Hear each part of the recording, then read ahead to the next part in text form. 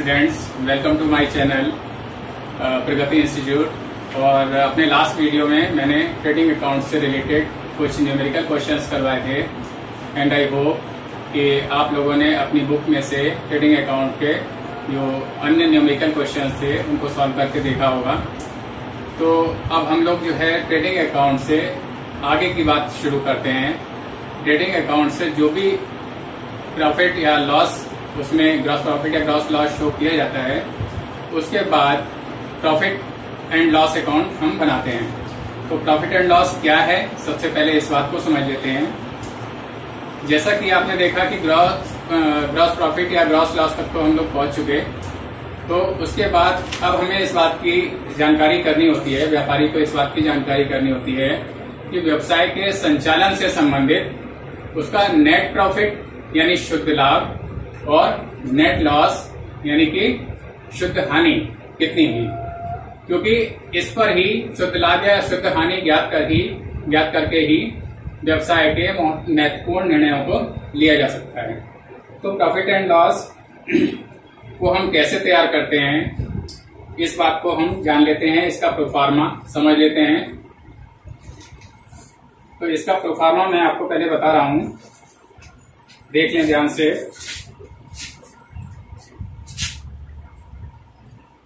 Profit and loss account,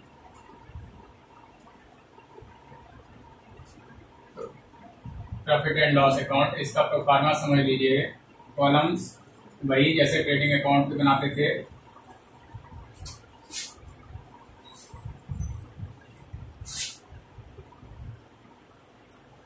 two lines इस तरह से हो जाएंगी।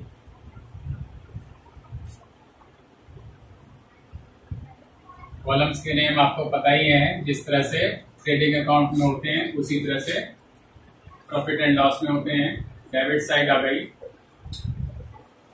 ये क्रेडिट हो गया। पर्टिकुलर्स,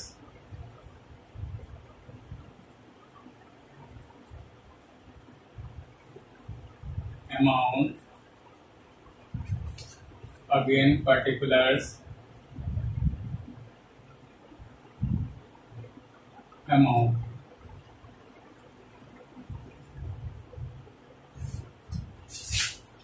अब इसमें डेबिट साइड में कौन से आइटम्स आते हैं और क्रेडिट साइड में कौन से आइटम्स आते हैं, इनको हम लोग देख लेते हैं।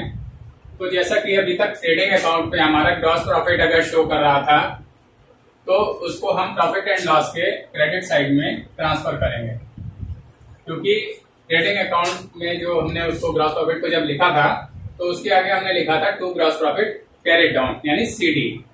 तो उधर इसको जो है इधर अपोजिट साइड में ब्रॉट डाउन करेंगे। ग्रॉस प्रॉफिट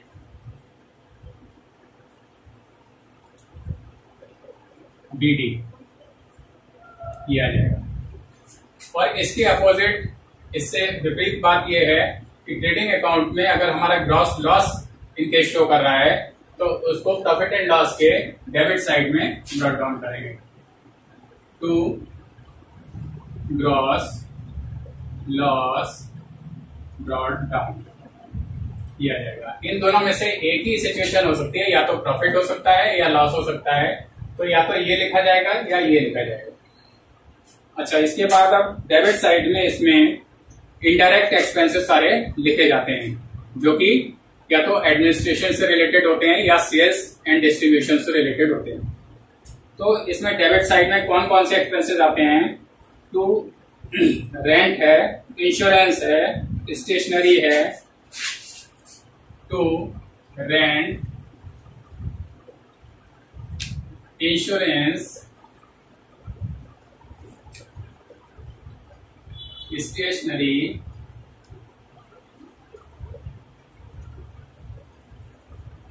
रेंट यानी किराया, इंश्योरेंस बीमा, स्टेशनरी जानते ही हैं आप, पेपर पेन पेंसिल वगैरह जो भी कुछ ऑफिस के लिए खरीदा जाता है, परचेज किया जाता है, वो सब स्टेशनरी में आ जाता है। तो इनकी अमाउंट्स इधर आ जाएगी बाहर। इसके बाद है प्रिंटिंग एक्सपेंसेस, डिस्काउंट गिवन वाला। प्रिंटिंग अगर है, प्रिंटिंग एक्सपेंसेस या चार्जेस, छपाई व्यय अगर है तो वो आ जाएगा। और डिस्काउंट दो तरह से होती है, एक तो डिस्काउंट गिवन वाला होता है, यानी जो डिस्काउंट हम कस्टमर्स को अलाउ करते हैं, और दूसरा डिस्काउंट होता है जो हमें प्राप्त होता है। तो डिस्काउंट रिसीव्ड या डिस्काउंट गिवन। तो डिस्काउंट अगर जो है गिवन वाला है तो इधर आ जाएगा,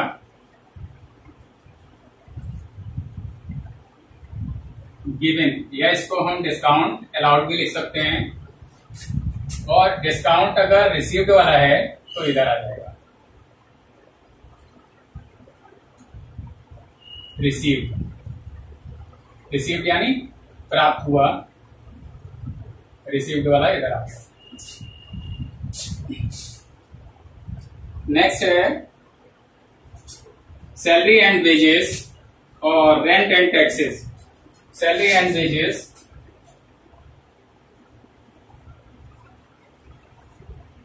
salary and wages, rent and taxes.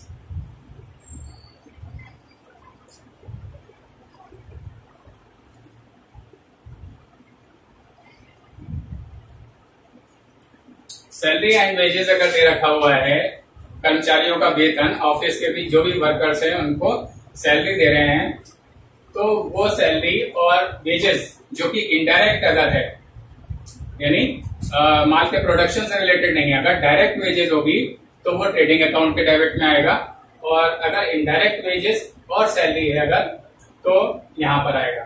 इसके लिए एक चीज और ध्यान रखने की है कि ट्रेडिंग अकाउंट में जैसा मैंने बता चुका हूं वहां भी वेजेस आया था, तो अगर सैलरी एंड वेजेस है तो इसमें आ जाएगा प्रॉफिट एंड लॉस में, और अगर वेजेस एंड सैलरीज करके अगर कभी दे रखा है तो ट्रेडिंग अकाउंट में आएगा। तो उससे ये है कि फर्स्ट जो भी हमारा वर्ड होता है उसको हम लोग देखते हैं कि फर्स्ट वर्ड जो है अगर सैलरी शुरू हो रहा है तो ये इसमें आ जाएगा प्रॉफिट एंड लॉस में, अदरवाइज ट्रेडिंग में। रेंट एंड टैक्सेस, जैसा कि इसमें डिफरेंट टाइप के जो भी टैक्स है बिजनेस से रिलेटेड, अगर हम वो पे कर रहे हैं और रेंट भी है तो वो आइटम इसमें आ जाएगा। इसके बाद है audit fees and interest on capital. Audit fees क्या है?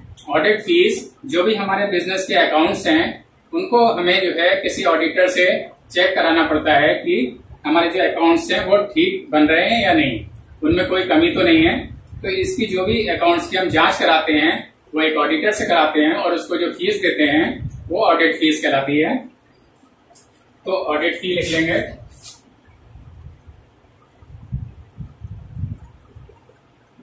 ऑडिट फी यानी ऑडिटर को जो फी हम पे कर रहे हैं अपने व्यवसाय के खातों को जांच कराने के लिए, तो वो इसके अंतर्गत आएगा।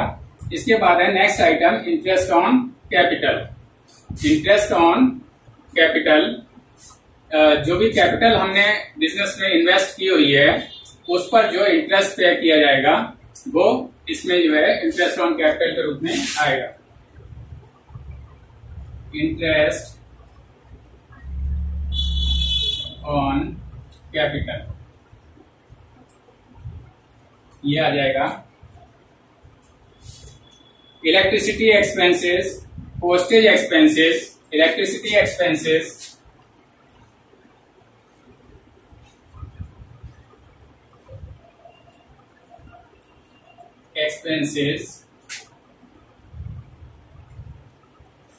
ऑफिस के लिए जो भी इलेक्ट्रिसिटी चार्जेस हम पे कर रहे हैं तो वो इसमें आ जाएगा। और postage expenses, postage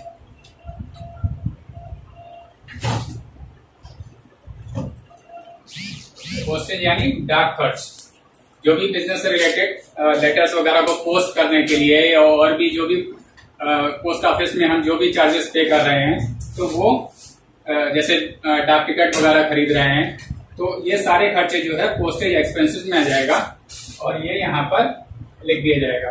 indirect expenses है इसलिए। To freight on sales, freight दो तरह से होता है, एक तो ऑन परचेजेस, तो ऑन परचेजेस अगर है, फ्रेट ऑन परचेजेस, तो ट्रेडिंग अकाउंट डेबिट में आ जाएगा।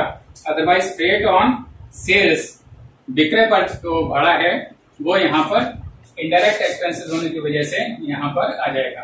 टू फ्रेट ऑन सेल्स, ये आ जाएगा।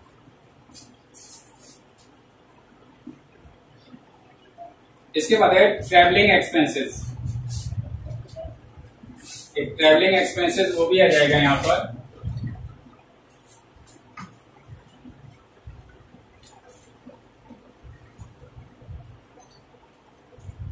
ट्रैवलिंग एक्सपेंसेस मतलब बिजनेस के कार्य के लिए अगर हमारे यहाँ से कोई कहीं पर यात्रा करता है तो बिजनेस के कार्य से होना चाहिए, तो वो हमारा ट्रैवलिंग एक्सपेंसेस जो है वो भी यहाँ पर आ जाएगा, शो कर दिया जाएगा। और इसके बाद है ट्रेडिंग एक्सपेंसेस। ट्रेडिंग एक्सपेंसेस यानी व्यापार के खर्चे, व्यापार को चलाने से संबंधित खर्चे हैं। ट्रेडिंग एक्सपेंसेस वो आ जाएंगे यहाँ पर।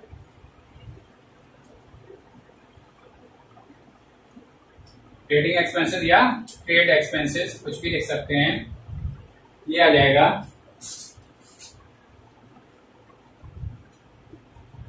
इंटरेस्ट गिवन, जिस तरह से डिस्काउंट रिसीव्ड भी था और डिस्काउंट गिवन भी था, डिस्काउंट गिवन भी था, डिस्काउंट रिसीव्ड भी था, उसी तरह से इंटरेस्ट भी दोनों तरह से हो सकता है। इंटरेस्ट गिवन भी हो सकता है और इंटरेस्ट रिसीव्ड भी हो सकता है, यानी ब्याज प्राप्त।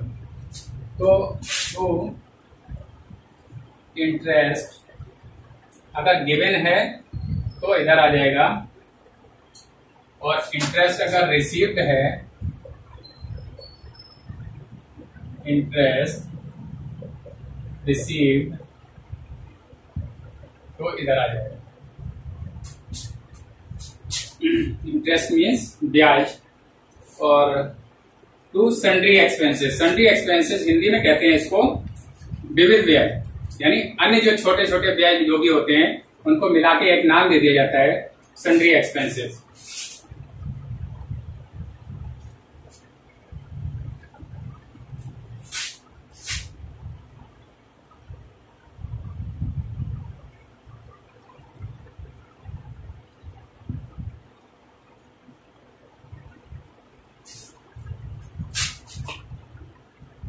एक और एक्सपेंसेस है एडवर्टाइजिंग एक्सपेंसेस, एडवर्टाइजमेंट एक्सपेंसेस। तो एडवर्टाइजमेंट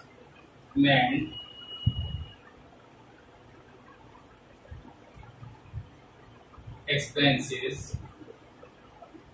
ये आ जाएगा। और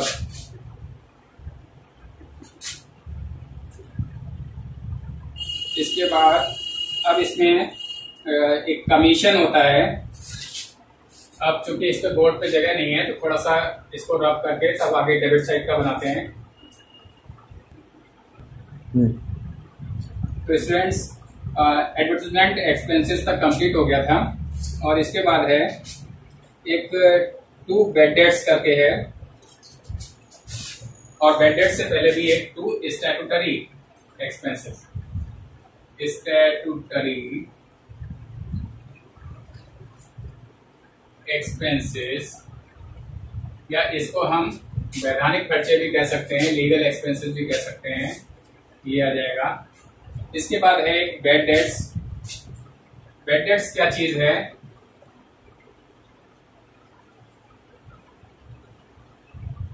बैड डेट्स क्या है? जब हम उधार माल विक्रय करते हैं कस्टमर्स को, तो उसमें जो है कुछ पैसा हमारा कभी कभी डूब जाता है, यानी उस पैसे के मिलने की उम्मीद नहीं रहती है, तो उस पैसे को हम कहते हैं बैड डेट्स। और बैड डेट्स का जो भी अमाउंट है वो यहाँ पर लिख दिया जाएगा। चाहे तो इसको हम एक तरह से, अगर इसमें न्यू प्रोविजन अगर है, जैसे कि डेटर्स पे प्रोविजन क्रिएट किया जाता है, प्रोविजन फॉर बीडी, यानी जो बैड डेट्स हमारा जो पैसा मरने की आशंका होती है, तो उसके लिए हम पहले से ही कुछ पैसा बचा के रखते हैं। तो अगर वो नहीं है तो हम बैड डेट्स को डायरेक्ट दिखा देंगे, और अगर है तो उसका प्रोविजन जो है इसमें प्लस करने के लिए फिर यहाँ पर नहीं आएगा, और कि ये अमाउंट यहां रख लिया जाएगा और इसमें न्यू रिजर्व यानी प्रोविजन फॉर बीडी, अशुद्ध ऋण के लिए या बैड डेट्स के लिए जो भी हम प्रोविजन कर रहे हैं, नया जो प्रोविजन कर रहे हैं उसको तो ऐड कर दिया जाता है इसमें, plus new provision for BD, BD यानी बैड डेट्स। तो इसका जो न्यू प्रोविजन अगर है तो उसको ऐड कर देंगे और यहाँ पर जो ऐड करके आएगा उसको भी अंदर ही रखेंगे। अगर इसमें ओल्ड प्रोविजन फॉर बीडी अगर है तो इसको अंदर रखेंगे, अदरवाइज इसको जो सब्ट्रैक्ट करके आएगा उसको बाहर निकाल देंगे।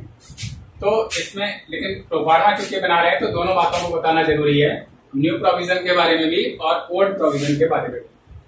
तो अगर ओल्ड प्रोविजन भी है तो इसमें minus old provision for BD यानी बैड डेट्स, ये जो है इसमें से माइनस कर दिया जाएगा, लेस कर दिया जाएगा और जो रिमेनिंग अमाउंट बचेगा उसको हम इधर बाहर निकाल लेंगे। नेक्स्ट है रिपेयर, टू रिपेयर यानी किसी भी चीज की मरम्मत का खर्चा जो भी है हमारा वो रिपेयर कहलाता है। रिपेयर लिख लेंगे इसमें, टू रिपेयर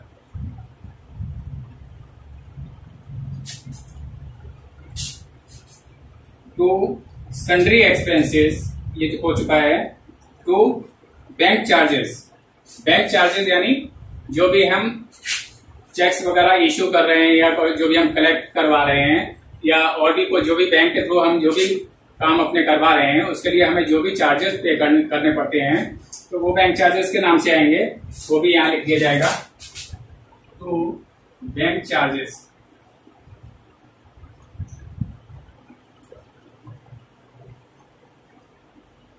बैंक चार्जेस आ गया।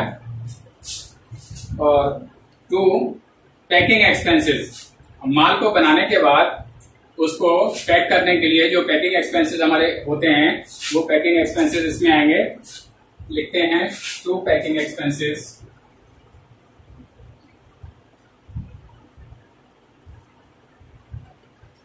इसका अमाउंट बाहर निकाल दिया जाएगा। नेक्स्ट है rebate on bills receivable, bills receivable जो भी हमारे होते हैं यानी जब हम उधार क्या कहते हैं माल बेचते हैं तो कस्टमर अगर हमें जो है उसका पैसा नहीं दे रहा है तुरंत, वो कहता है 2 महीने 3 महीने बाद दूंगा, तो उसके लिए हम उसके ऊपर जो बिल लिखते हैं वो बीआर कहलाएगा। रिबेट हम अलाउ करते हैं तो वो भी जो है इसमें आएगा। तो rebate on bill discounted,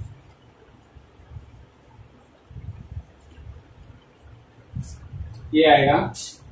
to depreciation यानी जो भी हमारी संपत्तियां हैं उन पर जो भी उनकी जो वैल्यू है उसमें जो भी कमी आ रही है वो डेप्रिसिएशन कहलाती है, जो भी गिसावट है वो डेप्रिसिएशन है। टू डेप्रिसिएशन ये आ जाएगा, टू डेप्रिसिएशन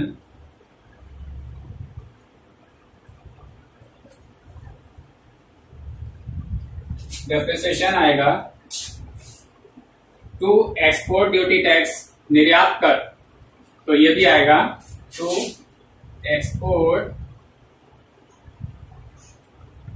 ड्यूटी, निर्यात कर, ये आ जाएगा।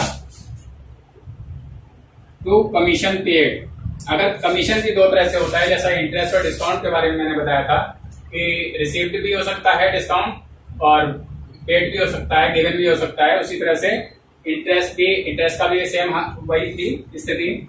और इसमें जो है एक थर्ड चीज जो है वो कमीशन पेड, ये भी आ सकता है।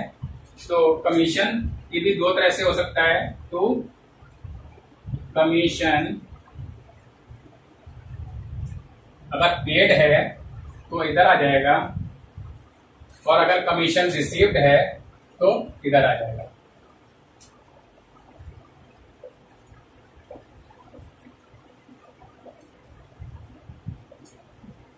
रिसीव्ड है तो इधर आ जाएगा।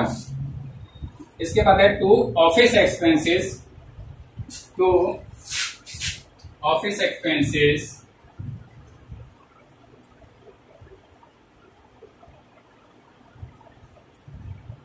ये आ जाएंगे, यानी कार्यालय के जो भी खर्चे हैं डिफरेंट, वो आ जाएंगे। To carriage outward, carriage inward होता था तो ट्रेडिंग अकाउंट के डेबिट में दिखाते थे, और कैरेज आउटवर्ड अगर होगा तो वो प्रॉफिट एंड लॉस अकाउंट के डेबिट में दिखाएंगे।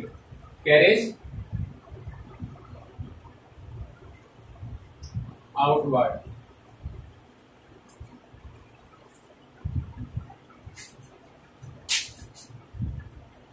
अब है to retail expenses. Retail expenses मतलब फुटकर खर्च, बहुत छोटे छोटे खर्च जो बिजनेस के लिए हम पे करते हैं, ऑफिस के संचालन में पे करते हैं, तो टू रिटेल एक्सपेंसेस वो भी इधर आ जाएगा। रिटेल एक्सपेंसेस, फुटकर खर्च, ये आ जाएगा। और टू डोनेशन, डोनेशन अगर हमने किसी को दान दिया हुआ है तो उसको हम डोनेशन कहेंगे, चैरिटी भी कह सकते हैं। तो टू डोनेशन ये आ जाएगा।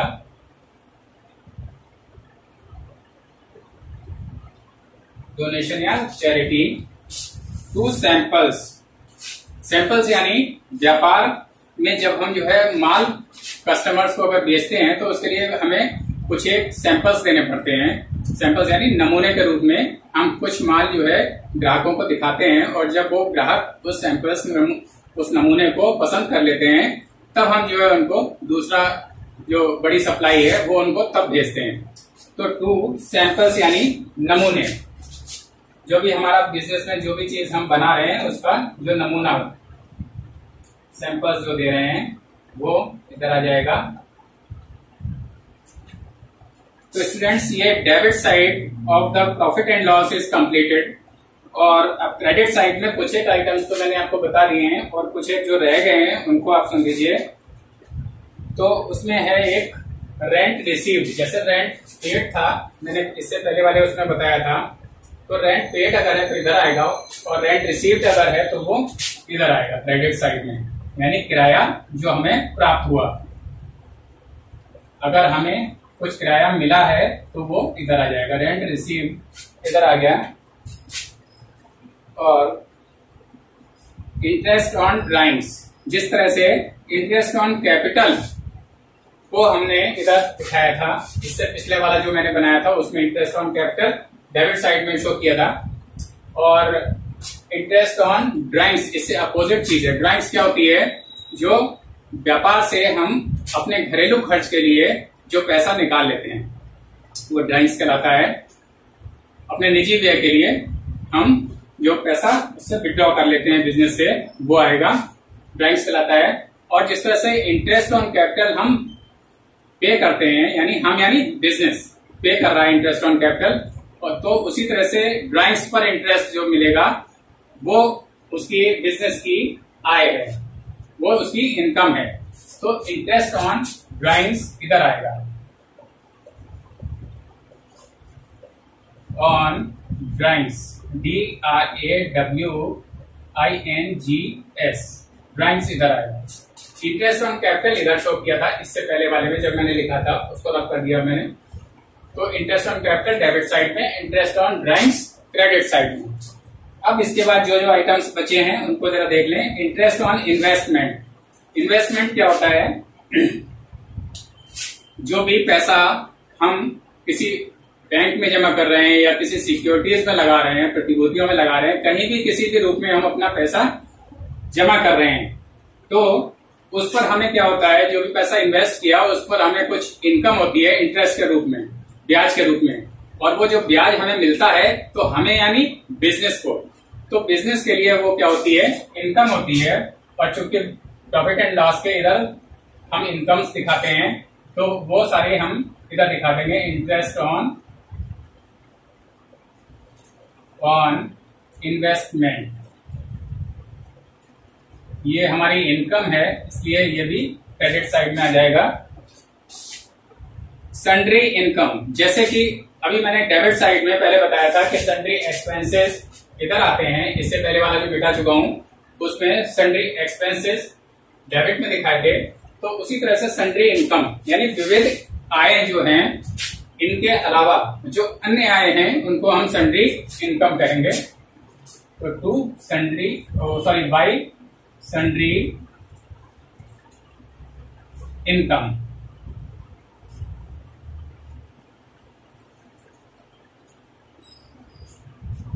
सन्ड्री इनकम यानी विविध आय।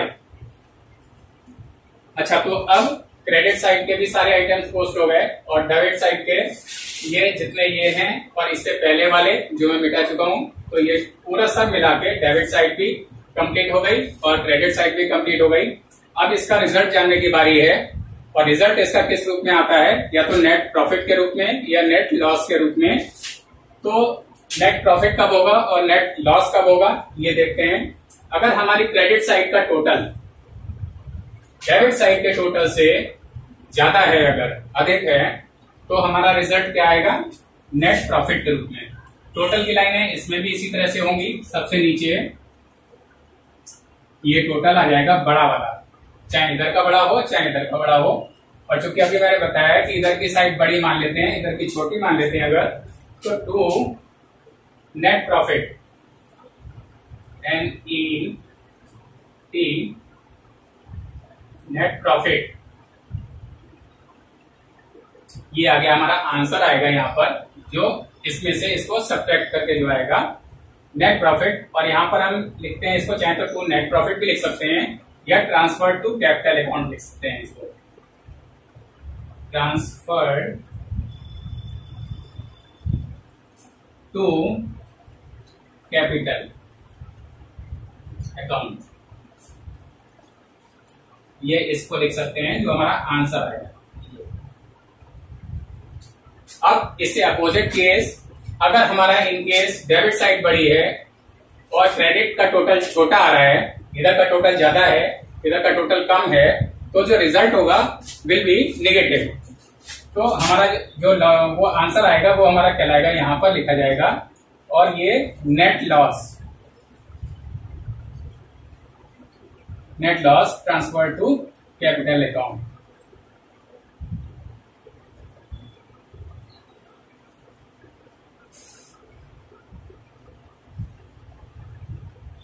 प्रॉफिट अगर है नेट प्रॉफिट, तो बैलेंस शीट इससे जो नेक्स्ट स्टेप होता है उसमें कैपिटल में नेट प्रॉफिट ये ऐड हो जाएगा, और अगर नेट लॉस है तो कैपिटल में से इसको माइनस कर देंगे। तो ये प्रोफार्मा है इसका, प्रॉफिट एंड लॉस अकाउंट का टोटल प्रोफार्मा कंप्लीट हो गया। और अब हम लोग इसका एक न्यूमेरिकल सॉल्व करके देखते हैं, जिससे आप लोगों को इससे ज्यादा समझ में आएगा। तो अब न्यूमेरिकल की तरफ बढ़ते हैं। तो स्टूडेंट्स, अभी हम लोगों ने प्रॉफिट एंड लॉस का प्रोफार्मा समझा था, और अब हम लोग एक न्यूमेरिकल सॉल्व करके देखते हैं, जिससे हमको और अधिक अच्छे से समझ में आ जाएगा। तो न्यूमेरिकल जो है हम शुरू करते हैं। इसमें सबसे पहला आइटम दे रखा हुआ है सकल लाभ। सकल लाभ क्या होता है, जो ट्रेडिंग अकाउंट से हमारा आता है, ग्रॉस प्रॉफिट। इसको इधर लिख लेते हैं बाई ग्रॉस प्रॉफिट BD, ये आ जाएगा हमारा। सॉरी, अमाउंट इसका दे रखा हुआ है 20,000, अमाउंट आ जाएगा 20,000। वेतन, अगला आइटम दे रखा है सैलरी 13,000 रुपए। टू एक्सपेंसेस है, ये इनडायरेक्ट एक्सपेंसेस है, इसके इधर आएगा टू सैलरी।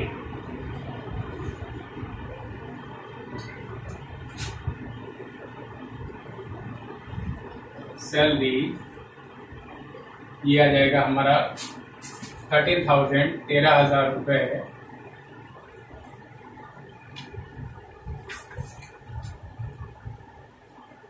सैलरी हो गया। नेक्स्ट है किराया, यानी rent 500 rupees. To rent 500 rupees, ये आ गया किराया। ये वो है जो पेड किया गया है, डेबिट में है, इसलिए आ जाएगा। नेक्स्ट है टैक्स, टैक्स है 200 रुपीज। टू कर जैसे कहते हैं, कर यानी टैक्स 200 रुपीज।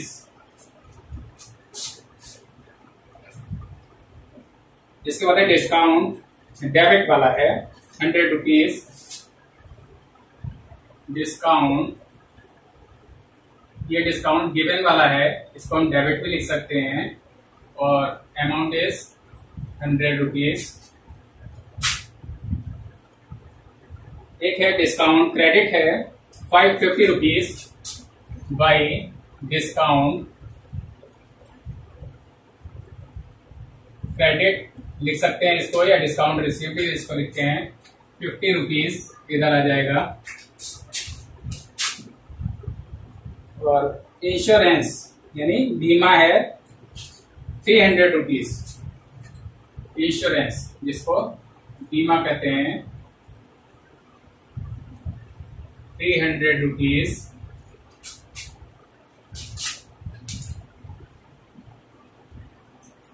इसके बाद है ऋण पर ब्याज 400 रुपए, interest on loan 400 to interest on loan, interest on loan 400 rupees.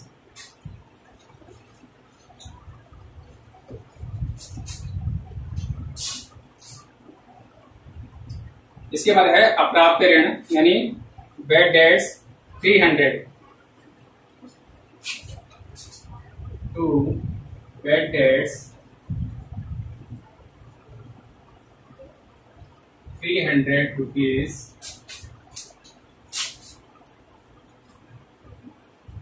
Printing and stationery ये भी 300 रुपीज है टू प्रिंटिंग एंड स्टेशनरी,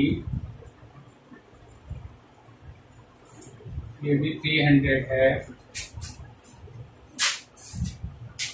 एक है बिक्री पर भाड़ा फ्रेट ऑन सेल्स, ये रखा है 200 रुपीज टू फ्रेट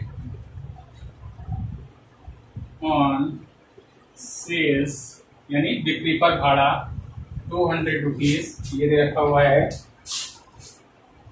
फुटकर व्यय यानी रिटेल एक्सपेंसेस, छोटे छोटे खर्चे जो होते हैं वो 500 रुपीज है टू रिटेल एक्सपेंसेस 500 रुपीज। मरम्मत यानी जिसको हम रिपेयर्स कहते हैं वो 200 रुपीज है।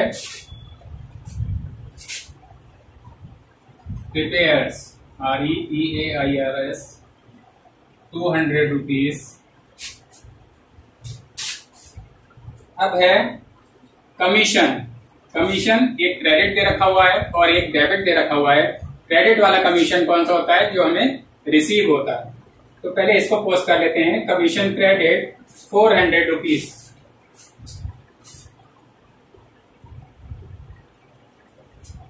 सॉरी, कमीशन क्रेडिट वाला इधर आएगा तो कमीशन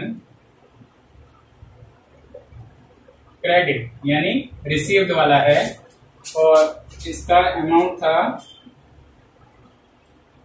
400 रुपीज।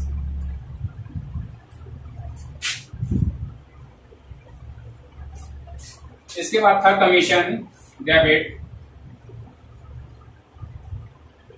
कमीशन डेबिट यानी ये कौन सा कमीशन है, कमीशन पेड। इसको डेबिट भी लिख सकते हैं या कमीशन पेड भी लिख सकते हैं और इसका अमाउंट है 200 रुपीज।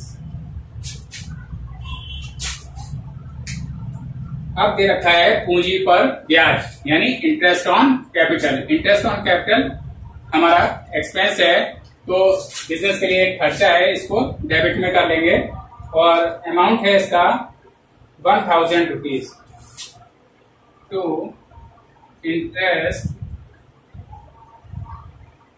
On capital.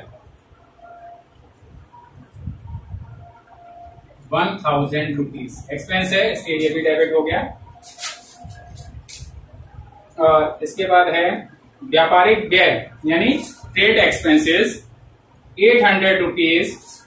तो to trade expenses 200 rupees. Oh sorry 800 rupees, ये है 800 रुपीज।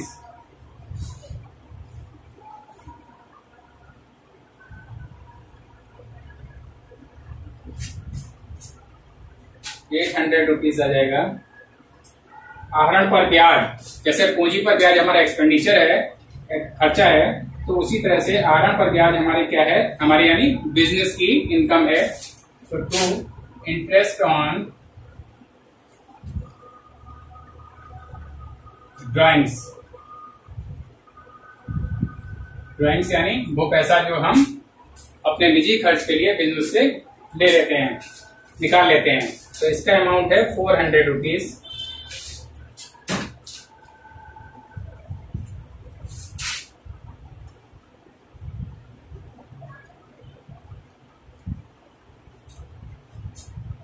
तो स्टूडेंट्स, ये जो न्यूमेरिकल हम सॉल्व कर रहे थे उसके सारे आइटम्स अब पोस्ट हो गए हैं और अब इनका रिजल्ट जानने की बारी है कि हमको नेट प्रॉफिट हुआ है या नेट लॉस हुआ है।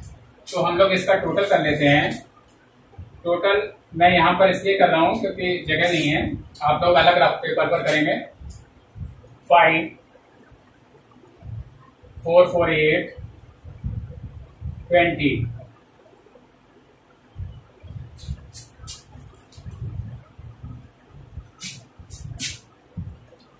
20,850 is the total of credit side। और इधर का टोटल आप कर लेते हैं। तो इधर का हो गया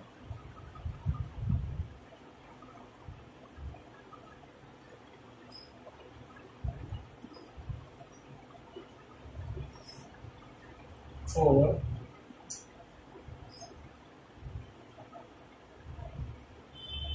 इधर का टोटल आया डेबिट साइड का 18,000 रुपीज।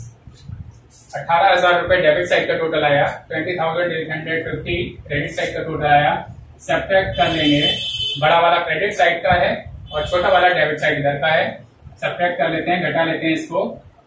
850 ये 2,850 is the result of this profit and loss account which shows net profit. तो अब सबसे बड़ा जो टोटल है उसको दोनों साइड में हम लिख लेंगे।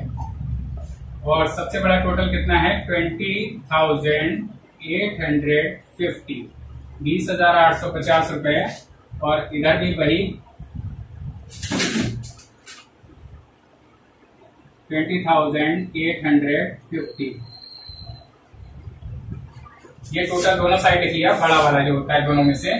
और इसका जो रिजल्ट है 2,850, क्योंकि इधर कम है तो इसको इधर हम लिख लेंगे 2,850। ये आ जाएगा हमारा, क्या कहलाएगा, नेट प्रॉफिट। और चूंकि मैंने बताया था इसको नेट प्रॉफिट भी लिख सकते हैं और इसको ट्रांसफर टू कैपिटल अकाउंट अगर लिख देते हैं तो ज्यादा अच्छी बात है। ट्रांसफर्ड टू कैपिटल को शॉर्ट में CAP लिख देते हैं, अकाउंट। तो ये हमारा आंसर आ गया 2,850 रुपीज। और अब इसको हम रब कर देते हैं क्योंकि ये रब वर्क है, आप लोग अलग पेज पर करेंगे इसको।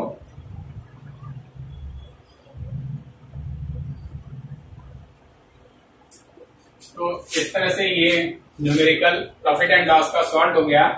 और स्टूडेंट्स, ये प्रॉफिट एंड लॉस अकाउंट की बात हो गई। और बैलेंस शीट, चूंकि जैसा मैंने आपको बताया, नेक्स्ट वीडियो में मैं उसको समझाऊंगा, आर्थिक चिट्ठा जो होता है।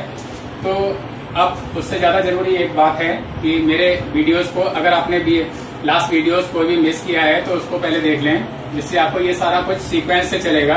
अगर बीच का आपने कोई स्टेप मिस किया हुआ है तो आपको आगे की बात नहीं समझ में आएगी। और मेरा ये जो चैनल है वो आप इस चैनल से रोजाना जुड़े रहें, इसको रेगुलर रूप से देखते रहें और इसको सब्सक्राइब करना ना भूलें। जिन लोगों ने अभी तक सब्सक्राइब नहीं किया है, ये उन लोगों के लिए बात कह रहा हूँ कि इसको सब्सक्राइब करें और बेल आइकन को दबाना ना भूलें। Thank you.